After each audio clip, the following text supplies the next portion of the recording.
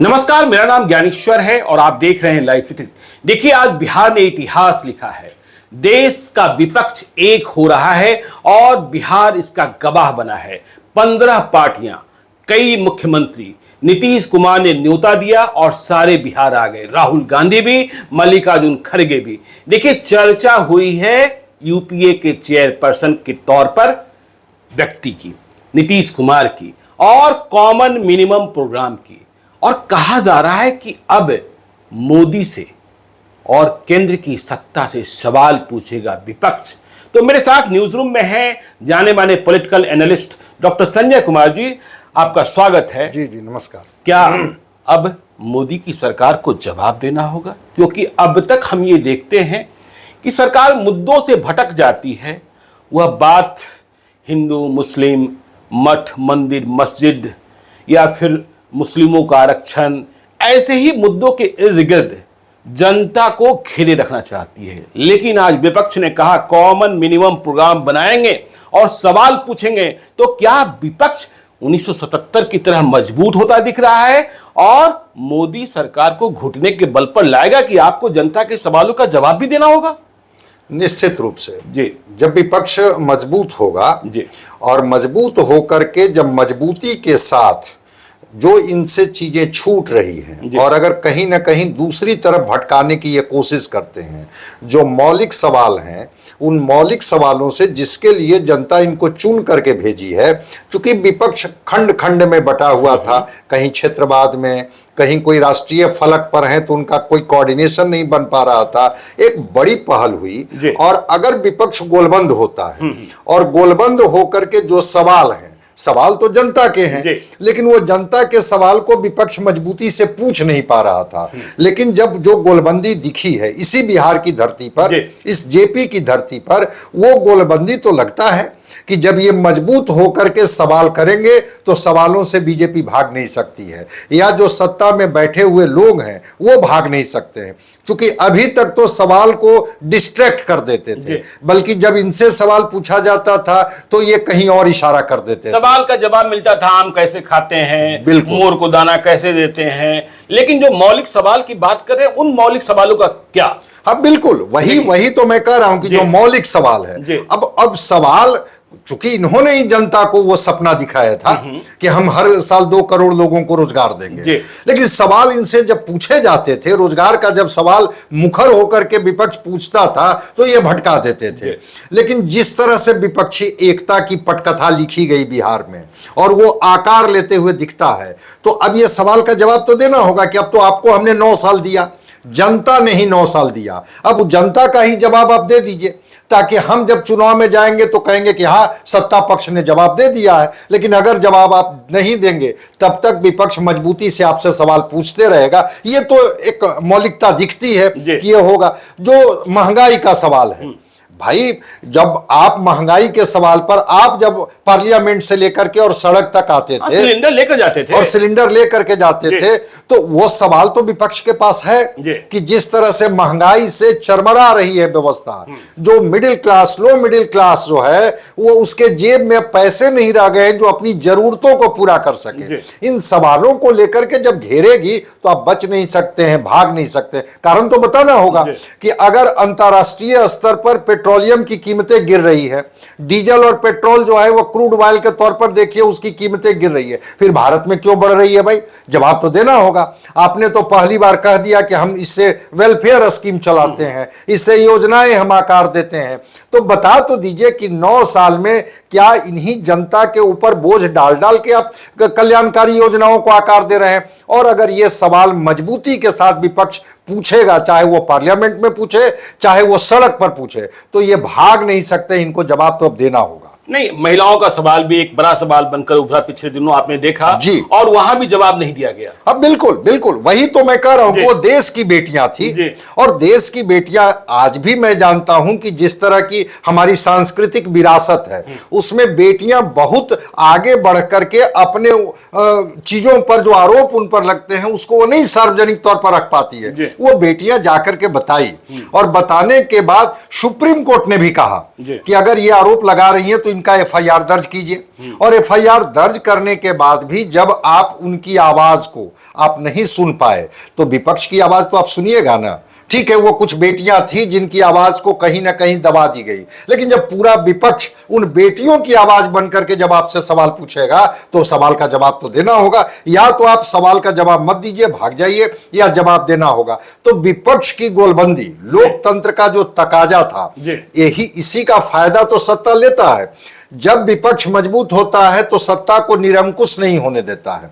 तो सत्ता जब भटक रही थी, निरंकुश हो रही है, वैसी परिस्थिति में अगर विपक्ष की एकजुटता की पटकथा बिहार की जमीन पर लिखी गई और यहां से विपक्ष के लोगों ने हुंकार भरी कि नहीं, हम आपस में कमियों को दूर कर लेंगे, हम समझौता कर लेंगे, हम कॉमन मिनिमम प्रोग्राम बना करके एक कोऑर्डिनेटर बना करके मजबूती के साथ इनसे सवाल पूछेंगे, तो आप इनके सवालों से भाग नहीं सकते हैं। अब तो रह गई बात कि अगर इनके पास जवाब है तो दे, और नहीं है तो फिर तो यह सवाल जनता के मन मस्तिष्क तक भी जाएगी कि जिनको हमने सत्ता सौंपी आखिर वो सवालों से क्यों भाग रहे हैं, सवालों से क्यों भाग रहे हैं। देखिए, अब तक ये कहा जाता है, देखिए विपक्ष तो आरोप लगाता है कि आप विपक्ष को निशाने पर लेते हैं, उनके ही ठिकानों पर, उनके ही समझ को और नेताओं के ठिकानों पर रेड होती है। तेजस्वी यादव को भी डर लग रहा है कि मुझे गिरफ्तार किया जा सकता है। लेकिन अभी हमने कर्नाटक के चुनाव में देखा कि भ्रष्टाचार के मुद्दे पर ही बीजेपी हार गई। 40% की सरकार, वहां जनता का सबसे बड़ा आरोप था।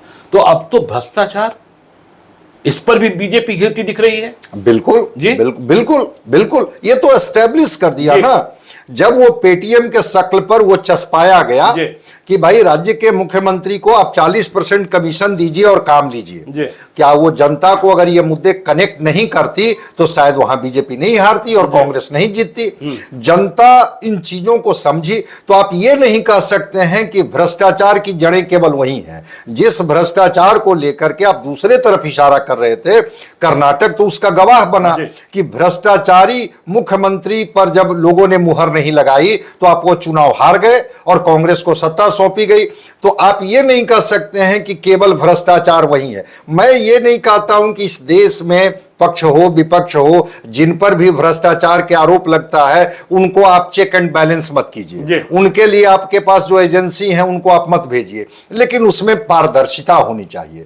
ये कि चूंकि वो विपक्ष में है इसलिए उनको घेरेंगे और जो हमारे साथ खड़े हैं उनको नहीं घेरेंगे, तो वहां पर तो सवाल आप पर है कि बाइफर्केशन नहीं। और कर्नाटक में तो आप पूरी तरह से घिर गए, और घिर ही नहीं गए बल्कि जनता ने इसको एक्सेप्ट किया कि हाँ, आपकी सरकार भ्रष्ट सरकार थी और उसको सत्ता से बेदखल किया। तो कर्नाटक का नमूना भी तो पेश करेगा विपक्ष। जब 24 के चुनाव में जाएगा तो कहेगा कि ये सरकार जो हम लोगों को भ्रष्टाचारी कहती है, कहा जा रहा था ना कि ये सारे लोग ईडी और सीबीआई के डर से एकजुट हो रहे हैं। भाई ठीक है, ईडी सीबीआई के जरिए ही एकजुट हो रहे हैं, तो आप जांच कर लीजिए ना। लेकिन आपके अंदर में भी जो कमियां हैं उन सवालों को लेकर के अब ये ईडी और सीबीआई के नाम पर तो ये चुप नहीं बैठेंगे, कहेंगे कि ठीक है मेरी भी जांच करा लीजिए, लेकिन आप अपनी भी जांच करा लीजिए। तो महाराष्ट्र में चर्चा हो रही है खोखा सरकार, एग्जैक्टली। और महाराष्ट्र में खोखा सरकार की चर्चा हो रही है। तो आप कहां रह गए ट्रांसपेरेंट? राशन घोटाला बिल्कुल इनके ही स्टेट में, और कहा जा रहा है कोई पूछने नहीं जा रहा है। बिल्कुल जी। तो भाई आप भी तो इससे घिरे हुए हैं, और आपकी सरकार में भी, जहां आपकी सरकार है वहां भी जब भ्रष्टाचार की जड़ें इतनी गहरी हैं तो जरा ईडी सीबीआई को वहां भी तो करना चाहिए था। तो ये जब आप सत्ता में हैं तो फिर पिक एंड चूज अगर आप करेंगे तो जनता इसको देखती है, और जनता देखती ही नहीं है, जनता इसका जवाब भी देती है। और इसका जवाब तो कर्नाटक में इनको देखने को मिला कि कैसे 40% का चस्पा वहां लगाया गया, कैसे पेटीएम की तरह वो चित्र बना करके और वो पोस्टर को हर जगह चिपकाया गया, और जनता वास्तव में इससे कनेक्ट हो गई। और कनेक्ट हो गई तो परिणाम क्या हुआ?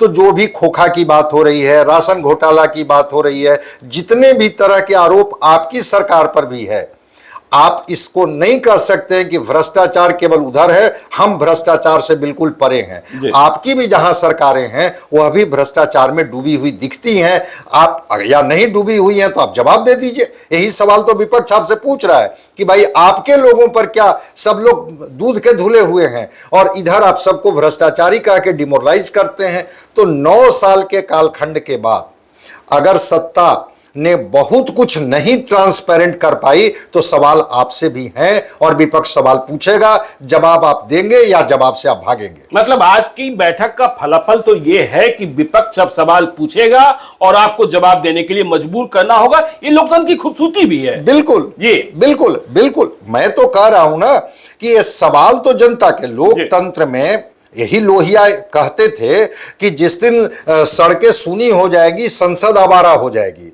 तो भाई विपक्ष का काम ही तो है, जब जनता ने सत्ता आपको सौंप दी और सत्ता का संचालन करते हुए जब 9 साल की अवधि आपने पूरी कर ली, तो क्या जनता की आशा आकांक्षाओं पर आप खरा उतरे? जो उम्मीदें आपने जगाई थी, जो सपने आपने दिखलाया था, छोड़ दीजिए बहुत दिन हिंदू मुसलमान हो गया, लेकिन मैं कहता हूं कि जो उनके मौजूद सवाल हैं, क्या उनके बच्चों को एजुकेशन मिल पा रहा है ठीक से? अगर नहीं मिल पा रहा है तो यह सवाल तो आपसे है। हेल्थ का जो सिस्टम है, चाहे वह राज्य का हो या केंद्र का हो, अगर वहां पर चीजें छूट रही है तो वो सवाल तो आपसे होंगे। बेरोजगारी के सवाल तो होंगे, आपसे सवाल होंगे महंगाई के। तो इन सवालों को जो पटना जो स्थिति है, वो आप पटना से जब ये हुंकार भरा जाएगा तो इन सवालों से आप बच नहीं सकते। सवालों का जवाब तो आपको देना पड़ेगा। चलिए, तो सवालों का जवाब देना होगा। अब केंद्र की सत्ता को सवालों से बच नहीं सकते हैं। जो जनता का सवाल है, सिर्फ देश में हिंदू मुस्लिम नहीं है, जनता के मौलिक सवाल भी हैं और इसका जवाब मिलना चाहिए। Political analyst doctor Sanjay Kumar ji ने साफ गोई से कहा है। आप देखते रहिए लाइव सिटीज को। यदि अब तक आपने हमारे यूट्यूब चैनल लाइव सिटी को सब्सक्राइब नहीं किया है तो जरूर कर लीजिएगा। और यदि इस वीडियो को आप फेसबुक पेज के माध्यम से देख रहे हैं तो पेज को लाइक कीजिएगा। ट्विटर पर भी हमें फॉलो कीजिए। धन्यवाद।